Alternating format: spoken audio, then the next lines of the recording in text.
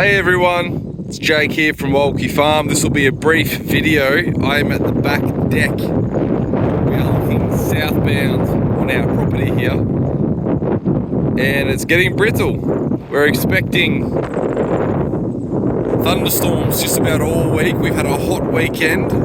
It didn't get quite as warm as I thought. I thought it was going to get to 36. We had a couple days of 34 degrees Celsius.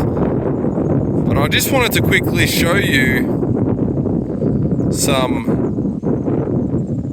evidence left behind in our pastures. Cattle were here about a month ago.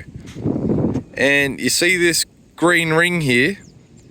This is where we bale grazed, not a month ago, but probably 5 months ago. I brought up a round bale, I dropped it there, the cattle ate it for 2 or 3 days, and then we moved them on.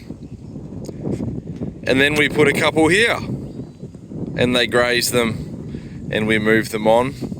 And then I actually rolled a couple down here as a bit of an experiment. And then I've placed another one here, and there's a few more down there. Now, why didn't I come up higher? I do like the idea of that carbon deposit being as high as possible on the country, but it's steeper here than you realise. And my little side-by-side buggy, pulling up a 300-400 kilo bale with me and the kids in the front seat up on these high bits, didn't feel sensible. So we just dropped them where they were. But I just think it's so encouraging. Look at how that country responds with a little bit of extra carbon and a little bit of extra organic matter and a little bit of extra impact. This is a sunburnt country at the moment. You can see in the distance here, see this valley? I'll see if I can zoom in for you. Those mountains are all sun-kissed, and you can see every little crease in that valley highlighted with green because it just holds on to a slight extra bit of moisture. That's high, that's draining all the way down into that. You can see that sort of burnt, it looks white on the floor there with the sheep scattered on it. That's a loosened stand, so a Margamo station there has a loosened stand, and they'll crop a bale that and pick up their sleeves for a rainy day. So that country that's green there, it's not holding heaps of moisture. It's at altitude, it's at elevation, it's draining, but it's holding onto it longer than the steeper hillsides next to it. You can see what a difference it makes with feed production. How encouraging is it here that on our sun-kissed country, you've actually got the ability to do this everywhere, and I'm convinced, do this to a factor. I believe that that could be 3 to 4 times better than what it is right now, and we could be achieving that over our whole landscapes. And I'm working on a few things at the moment to make that happen. One of them is I'm working to get somebody onto the property to do a keyline rip and rip narrow channels on contour all around our farm, which is very hard and compacted to help with water infiltration. This is bone dry, and we can throw 30 mil on it and have 2 30-degree days, and then it's bone dry again. We're really not holding the water. We could do some on-contour swales, some sort of Darwin Park natural sequence farming. Look at this little rabbit down there.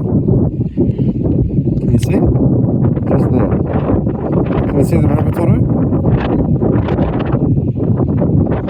Yeah, I know. I just saw it move though. I know it's a rabbit. I can see its ears.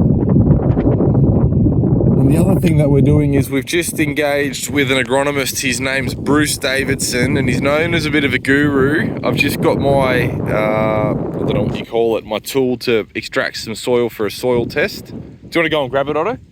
On the bench next to the door? You know that blue tool I just got? And I'll show everyone on the video. Quick. And I haven't done it yet. It only arrived on Thursday. Today's Sunday. The reason I haven't done it is we have this storm blowing in, and it'll be a lot easier to pull a bit of soil out of the paddocks once it's had a bit of moisture on it. Here's our place.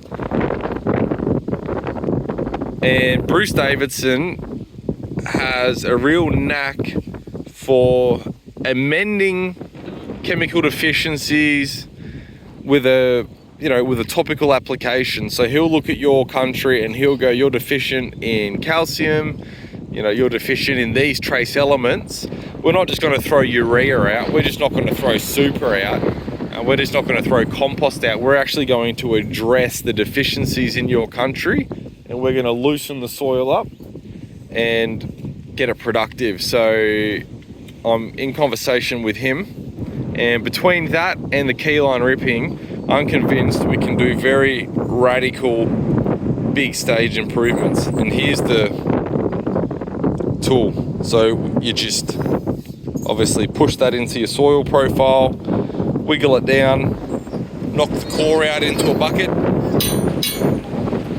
and send off the prescribed dosage. Oh, you can see the wind. Esma, back please. You can see the wind come in. She's roaring.